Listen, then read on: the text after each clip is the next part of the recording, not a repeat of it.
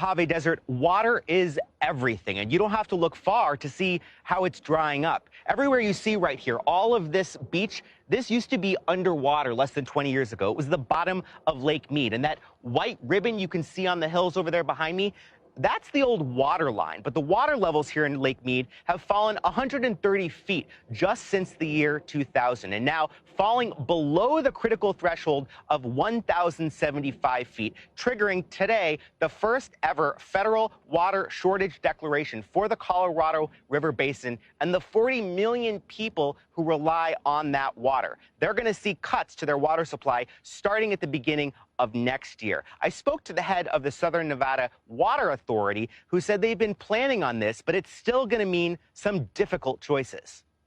We've done great here for the last 20 years. We're going to have to continue to drive down our per capita water usage for the next several decades. And they also need to know that the pie is shrinking. We have 40 million Americans, 7 states, and 2 countries that rely upon this river, and there's going to be less water for everyone in the 21st century.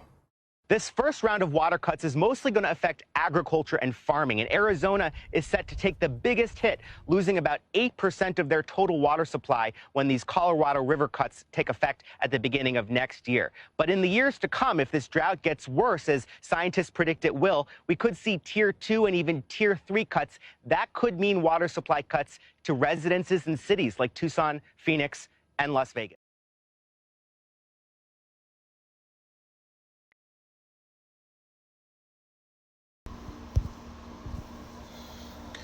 Koholo, Yahweh, Ba'ashem Yahushai, Ba'ashem Yahushai, Urcha Kodash.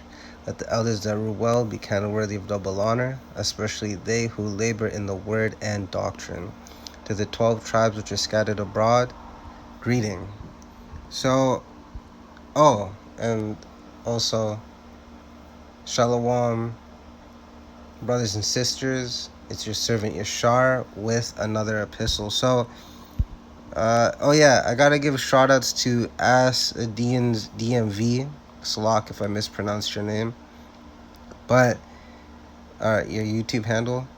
But 2 hours ago, the brother posted this beautiful, historic moment, and then it brought to my mind, like, damn, like, first of all, if there are any elect out there that are gonna be affected by this, just know Yahweh Shemashai has you, one way or another. Number two, it's beautiful to see certain luxuries that people take for granted. It's beautiful to see how Yahweh Shemashai takes them away, because what is the scripture? The Lord blesseth, the Lord taketh away, roughly paraphrasing. So shouts to you, bro. Thanks for bringing this out, man. Not to mention water is my favorite drink, so I caught, some feelings. But just continuing on with the scripts, let's just get the scripts, because the video said everything. So this is Matthew chapter 24, verse 7. This is Yahushua speaking. For a nation shall rise against nation. In this world, let's be real, because we know that contextually, this was describing 70 AD. But these words are eternal. So, for nation shall rise against nation, and that's going on by the second, constantly, and kingdom against kingdom. And we know that prophetically speaking, Magog and Gog, and not in the order I just pronounced them in, but in other words, America and Russia, 2 powerhouse kingdoms, are going to be going toe-to-toe. That's biblical prophecy. So we're living in those times, and there shall be famines. Right? We're living in a food famine, actually, because all these foods are GMO. They're not really food. And pestilences, right? Examples of that, you had, locusts. I remember a while back that took over Rwanda. You have field mice that run havoc on farmers' lands, and that's just small examples. You can say that this situation we're in, with the serpent juice and all that. That's a pestilence too. The Windows 19.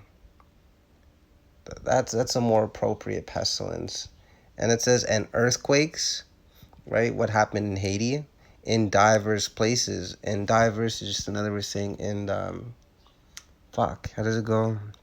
In like different, in multiple. All right, so now that we have the understanding of that, this makes a lot more sense because water is essential to life, right? And if this is happening, who's to say that it's not just that state that will be affected? That could become global. We really have no idea what Yahweh Bashir Shai in entirety what he has in store, because we know in part and prophesy in part.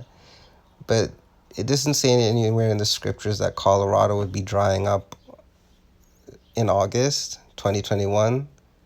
So we know the major plot points, right? We know about the RFID microchip, but all the other intricate details we didn't know.